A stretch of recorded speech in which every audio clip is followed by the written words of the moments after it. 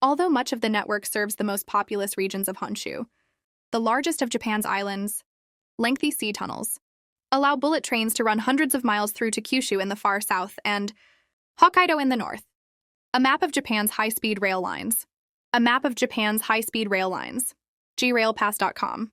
Japan's challenging topography and its widely varying climates, from the freezing winters of the north to the tropical humidity farther south, have made Japanese railroad engineers world leaders at finding solutions to new problems as they push the boundaries of rail technology.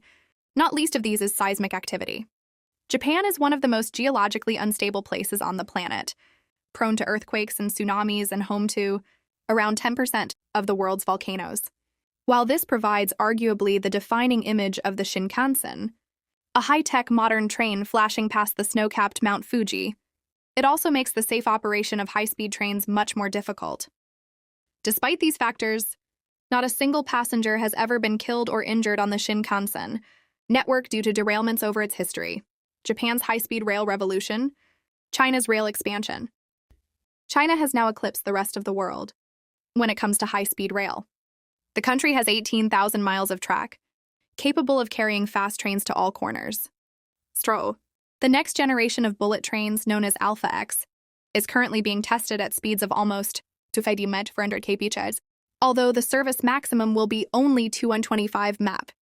The defining features of these and other recent Shinkansen trains are their extraordinarily long noses, designed not to improve their aerodynamics, but primarily to eliminate sonic booms caused by the piston effect of trains entering tunnels and forcing compression waves out of the other end at supersonic speeds. This is a particular problem in densely populated urban areas, where noise from Shinkansen lines has long been a source of complaints. The experimental Alpha X train also features new safety technology designed to cut down on vibration and noise and reduce the likelihood of derailments and major earthquakes. More than 10 billion passengers have now been carried in speed and comfort by the trains, the predictability of the operation, making high-speed travel seem routine and largely taken for granted. High-speed rails around the world. In 2022, more than 295 million people rode on Shinkansen trains around Japan. Little wonder then that many other countries have followed Japan's example and built new high-speed railroads over the last 4 decades.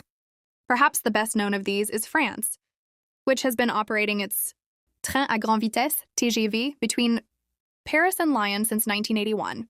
Like Japan, France has successfully exported the technology to other countries, including Europe's longest high-speed network in Spain, as well as Belgium, South Korea, the United Kingdom, and Africa's first high-speed railroad in Morocco. France's TGV network has been phenomenally successful, slashing journey times over long distances between the country's big cities, creating additional capacity and making high-speed travel accessible and affordable, even mundane for regular commuters. Italy, Germany, the Netherlands, Taiwan, Turkey, and Saudi Arabia all now operate trains on dedicated lines, linking their major cities, competing directly with airlines on domestic and international routes.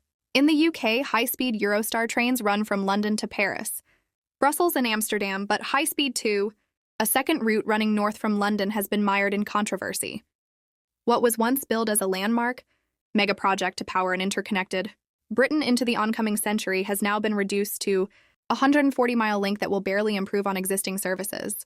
For the moment, the closest equivalent to the bullet train for British passengers are new Hitachi-built intercity express trains, using technology derived from their Japanese cousins, although these only run at a maximum of 125 mph.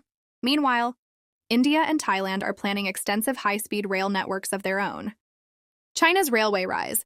In recent years, it's China that has eclipsed the rest of the world, using its economic might to create the world's longest high-speed railroad network. According to the country's national railway operator, the total length stands close to 28,000 miles as of the end of 2023.